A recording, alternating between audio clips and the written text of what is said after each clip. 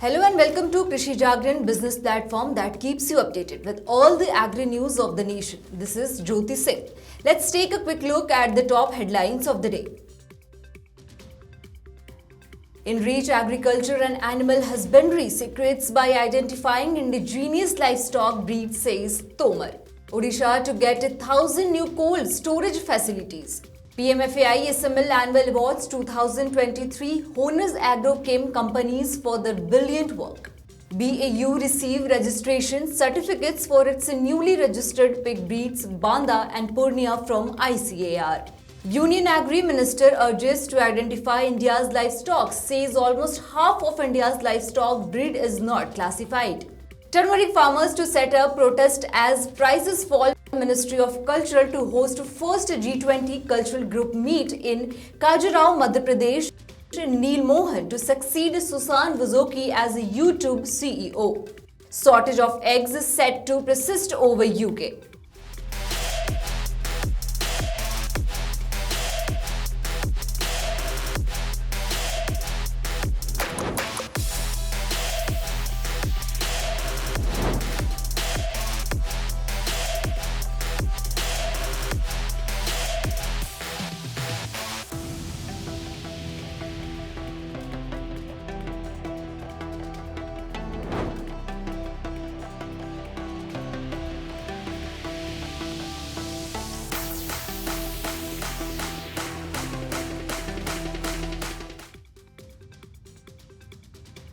Union Agriculture and Farmers Welfare Minister Narendra Singh Tomar has said that there are a large number of indigenous breeds of livestock in the country, which need to be identified in all religions.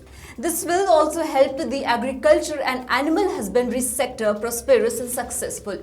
Tomar addresses the ceremony for distribution of animal breed registration certificates today, organized by the Indian Council of Agriculture Research at the National Agriculture Science Centre, New Delhi, addressed that almost half of the livestock of the country is still unclassified. We have to identify such unique breeds as possible so that these unclassified breeds can be saved.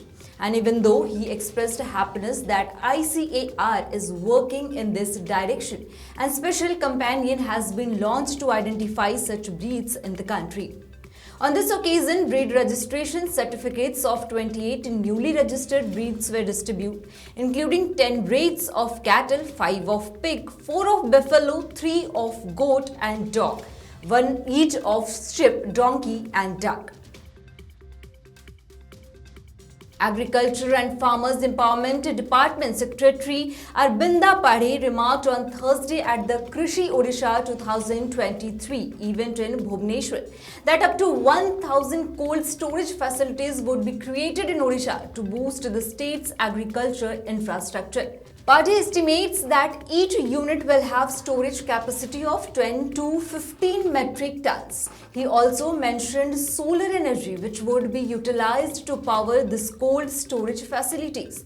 Naveen Patnaik, Chief Minister of Odisha, inaugurated the Krishi Odisha 2023 event at Baramunda ground and emphasized on the need for crop diversification and agriculture mechanism. He also urged farmers to use cutting-edge technologies for improved yield. The Pesticide Manufacturers and Formulators Association of India is hosting the 17th International Crop Science Conference and Expo, which began yesterday in Dubai.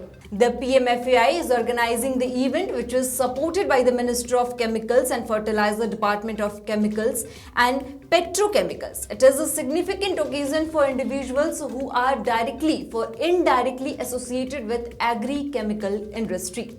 The first day of the event started with the conference and the several workshops were conducted for new product launches and new agrochemical market. Along with this, the PMFAI signed more with Russian Union of Manufacturers members at the event. Pradeep Dev, president of PMFAI, said that he is sure that the Russia-India relationship will only grow stronger in the coming years.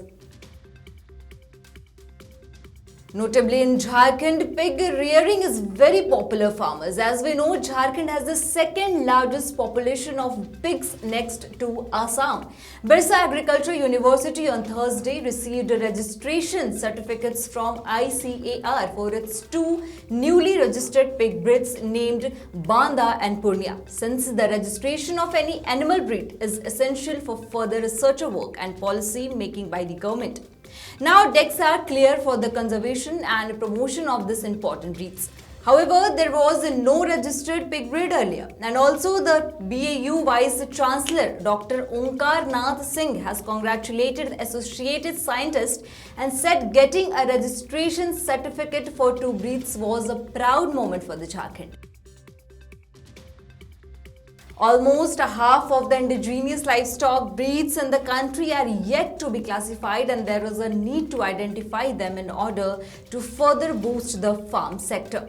Agriculture Minister Tomar said on Thursday, he said that the Indian Council of Agriculture Research was working in this direction and a special campaign has also been launched to identify such breeds in the country.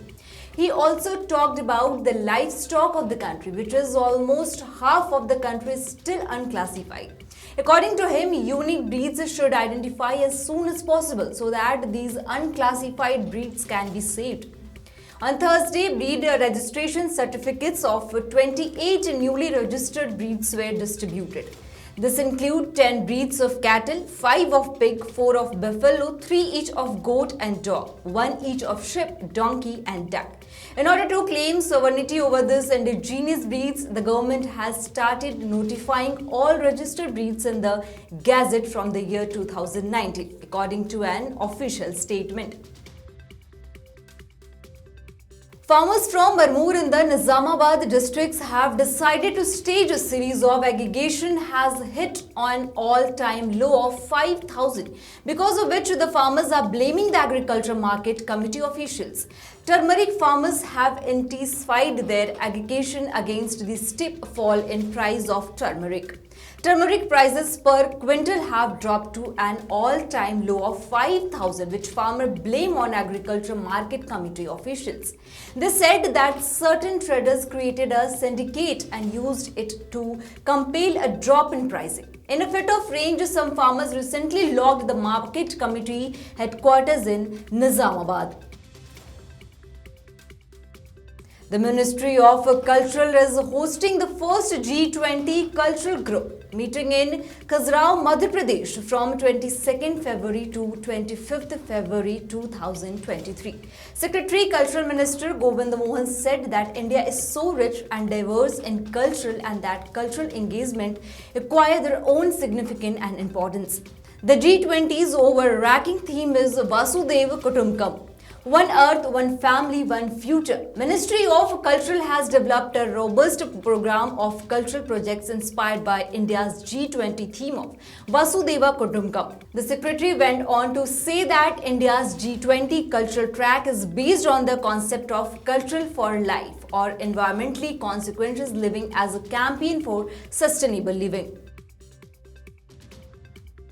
Suzanne Wojcicki, CEO of YouTube, announced her resignation on Thursday after 9 years in charge of the worldwide online video sharing and social media platform, and will be succeeded by her longtime Indian-American Lieutenant Neal Mohan. Wojcicki also said in her blog post that she will focus on family, health and personal project at which she is passionate about.